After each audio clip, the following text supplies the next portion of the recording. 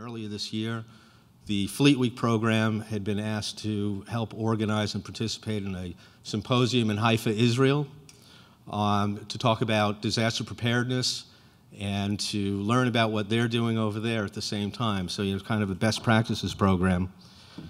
And that's how we wound up here today, seeing that the international community has much for us to learn, to offer for us to learn from.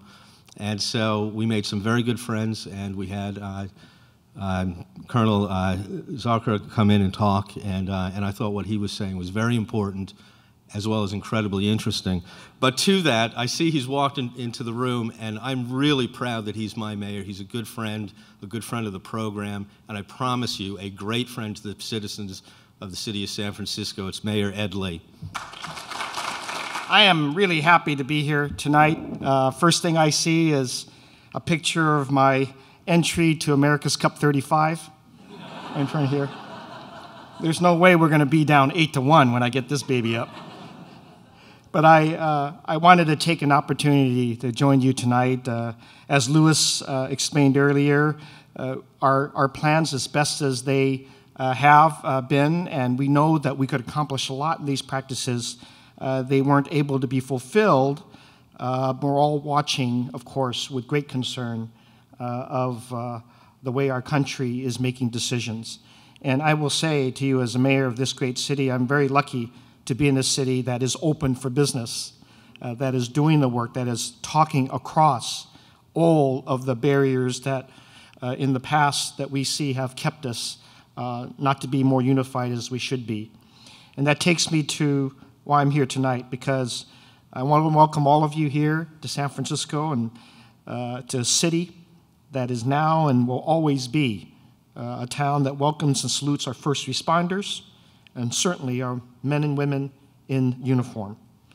So tonight and together, we'll continue building these strong relationships. We will continue learning from each other, and we'll continue to plan and prepare for all emergencies. From what we always say, we will be there for each other when anything happens. And with that, I look forward to welcome you back next year and enjoy our world-class city when you're here today and this week. Enjoy the great weather, and we'll get America's Cup back up and running and use our bay the right way. Thank you very much. And I agree with Louis. I said we're lucky to have Mayor Ed Lee leading our city.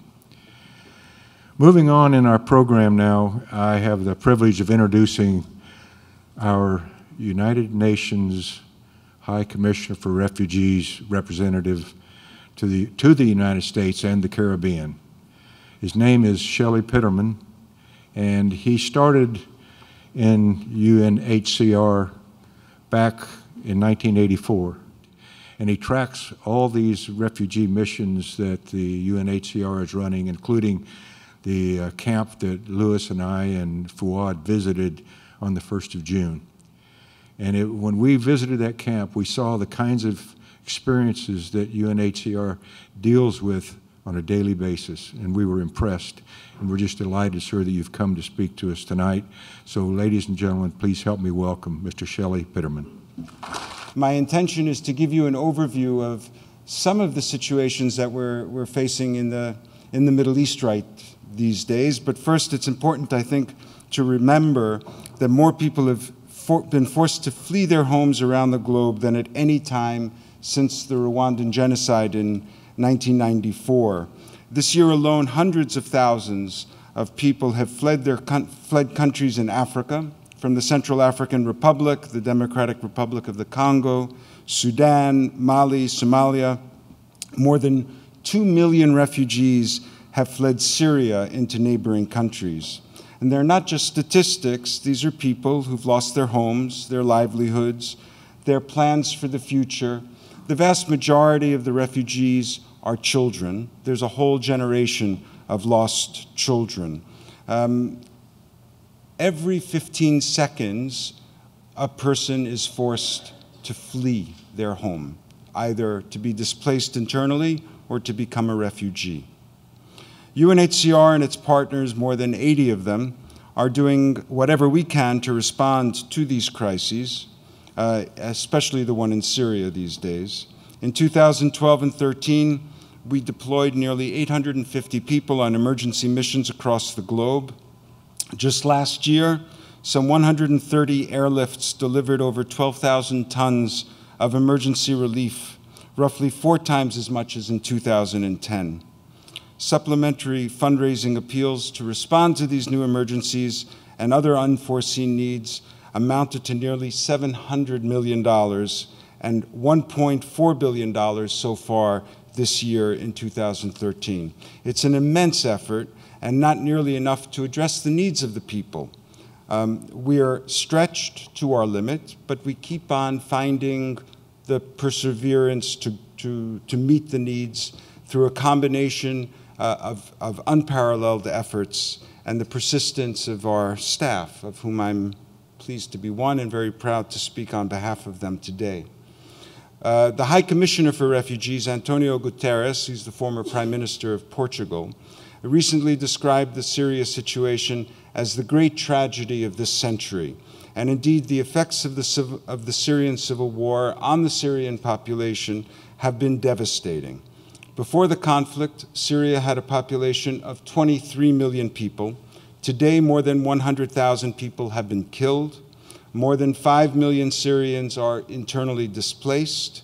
More than 2 million Syrians have fled the country to Jordan, Lebanon, Turkey, Iraq, and Egypt. There are also at least 25,000 who have fled to Europe and beyond. Most Syrians have fled their homes with little or nothing. Inside Syria, the displaced have been housed by local communities, some with host families who are struggling themselves to cope, others in informal shelters throughout the country. The destruction of property is staggering. Some 1.2 million houses have been damaged, and here we're talking apartment buildings. This was a second world country, Syria. 400,000 have been totally destroyed. Some 3,800 places of worship have been totally or partially destroyed. 57% of the public hospitals are damaged. More than 5,000 schools have been totally or partially damaged. The number of people in need of food aid has risen from 2.5 million to 4 million. By the end of 2013, half of the Syrian population may be in need of humanitarian assistance. The UNHCR has been present in Syria since the early 1990s to support Iraqi refugees and others who generously were hosted by the Syrian population. When the crisis in Syria just took a distinct turn for the worse in 2011, we started to assist Syrians who were uprooted inside the country with relief items and with shelter. Insecurity has made it a particular challenge to access all areas of the country, but our local staff and with our partners, the Syrian Red Crescent, and through rather deliberately quiet activities from the Turkey side of the border and within Syria itself, we've been able to provide assistance to more than 2 million Syrians within the country in all 14 governorates. With much of the attention given to refugees in camps, the majority of the Syrian refugees, however, live outside the camps. Their locations are diverse, spanning major cities, provincial towns, semi-urban and rural settings. In effect, we're in a process of urban renewal within the camp, and this is one of the interesting opportunities for us in terms of developing communication with cities such as San Francisco, as well as with Amsterdam, which recently conducted a visit to Zatri, and developing both public and private partnerships to support the needs of the refugee camp, and also working both on the civil and military side while retaining the independence and neutrality of the camp. The crisis has gone beyond requiring only humanitarian assistance to displaced people. The Syrian conflict is not just a threat to global peace and security, but it's also creating fundamental structural problems for the countries in the region. They're going through huge demographic changes following the refugee influx, and this is creating the risk of sectarian conflict and even political change. This does not only mean assistance through humanitarian organizations, it also must mean emergency development support, structural assistance to the neighboring states, most importantly in health, education, housing, water, and energy supply. And in this respect, there's an international group that has been established to support Lebanon under the leadership of the World Bank to provide that kind of social service support to the Lebanese government. International solidarity must also include burden sharing in receiving refugees out of Syria. On the 30th of September, 16 countries announced special quotas for resettlement or for temporary humanitarian admission and family reunification of Syrian refugees. Should the situation in Syria deteriorate drastically, the international community may also have to consider humanitarian emergency evacuation of Syrian refugees to locations outside the region. And this is an issue which is of particular interest to the United States, given its long tradition of resettlement and welcome for refugees. This is the regional budget situation as of the end of August. And you see we're talking about remarkable sums of money for Lebanon, for Jordan in particular. Turkey has put forward its own funding, so the international community has provided some support, but Turkey has largely paid for the refugee response out of its own budget. And that's the total value of what we have been seeking in terms of financial support for the response, almost $3 billion, of which 40% has been so far funded. Coming forward, we have 1 million refugee children.